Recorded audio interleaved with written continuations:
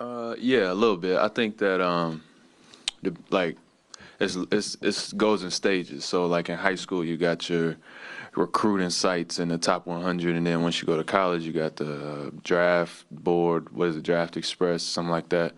And that's like the standard for everything that we know, because nobody in college knows anything about the NBA. You know, you just know what you see. So I remember the Draft Express, and you would see guys where they're ranked, and you would play against them or know them, and you just kind of measure, be like, I don't know. So you'd be like, okay, maybe this is not what they're looking for. So you get a sense there. But we had scouts and management at every game and every practice for us going into my senior year with me and Ron Baker. So I knew that between one of us, we would have a chance to play. I just didn't know what that meant in terms of getting drafted. And foolishly, I thought I could play my way into, the first round or whatever. That's your mindset as a player. I mean, it seems more like guys who had 2, 3, 4 years of college. The transition seems a little easier, at least. Yeah, yeah. I mean, obviously, I'm probably the wrong guy to talk to about it, but it's just funny like how that works. You know what I mean? Like what the draft means, and honestly, it's different for every team. So every team's not looking for a guy to come in and play, or the older guys, quote unquote, 21, 22, they don't get the benefit of the doubt to have potential, right? You think of potential for 18 and 19-year-olds. So it's funny that way, and a lot of teams are going for the jackpot in the draft, and sometimes you hit and sometimes you don't. More often than not, you don't. And other than that, I think some of the older guys that have done it over the course of a few years come in more mature, more ready to play, more humble, and helps them transition. It's been a fairly long stretch with you, as the lead point guard with Kyle's injury. Your numbers have been great. How would you evaluate your own play since Kyle is done? I'm wins and losses. I'm wins and losses. That's what it's about for me. So I think that we've played, relatively well given the circumstances. Obviously, we love to have Kyle out there, me especially. But it's been fun. It's been a fun challenge, and I'm not perfect. I'm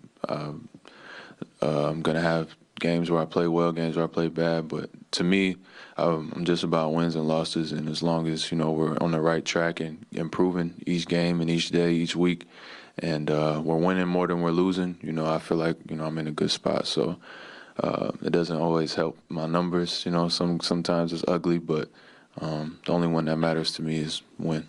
You and Pascal have, always been open about being each other's favorite player. It must be fun to take your steps forward together this year, right? Yeah, it's been a lot of fun. Just watching him, honestly, and then to me be out there on the floor and play a lot of minutes and have some opportunities to play well. We've had some big games together.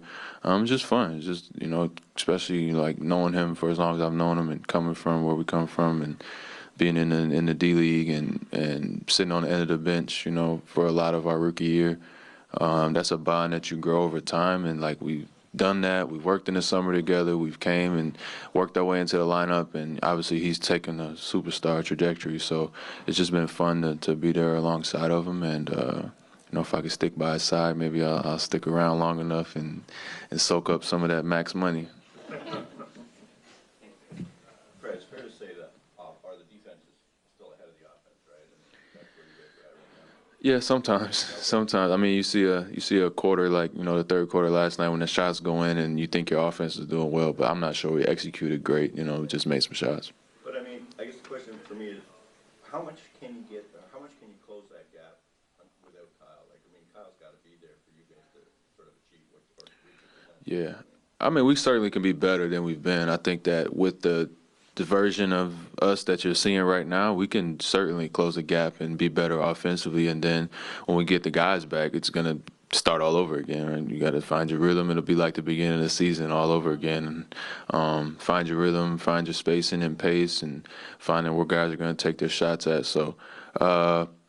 Defense should be non-negotiable, and more often than not, it has been for us. We've been pretty good, and if we can clean up, the glass, we'll be really good.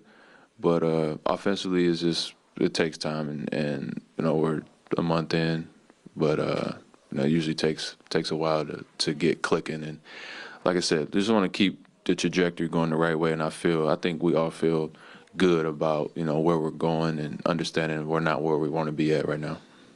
Fred, how have you seen OG's jump shot specifically come along over the last few years? I mean, he's put the work in. He's put the work in. I remember him when he first got here. They would put him on one of the side courts and just shoot with him every day, all day for him shooting. He couldn't do much because of his knee when he first came in, and they were just trying to fix not fix it, but just train his jumper. And to see him go from there to now, where he shoots it and he's shooting side steps and pump fake threes, and see a game like last night where he got hot. It's really good to see. So.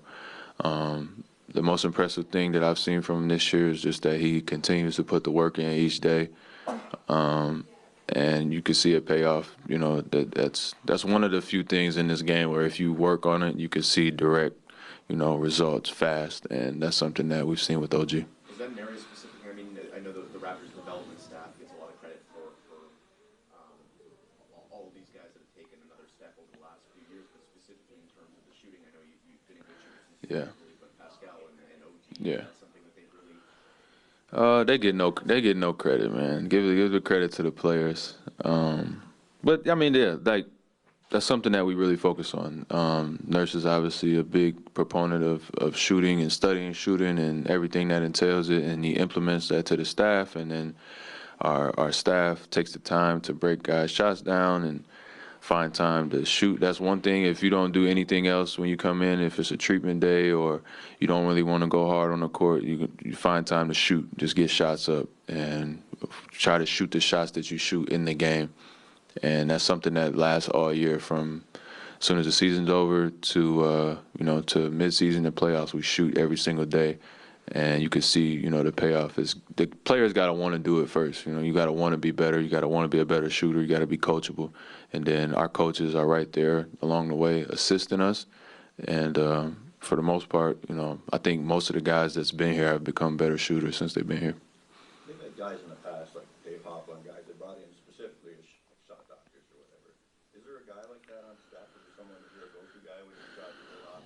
It might be Nurse, honestly. I mean, he's probably the one crazy enough to study all the whatever dynamics that goes into shooting. But Jim Sand is our guy.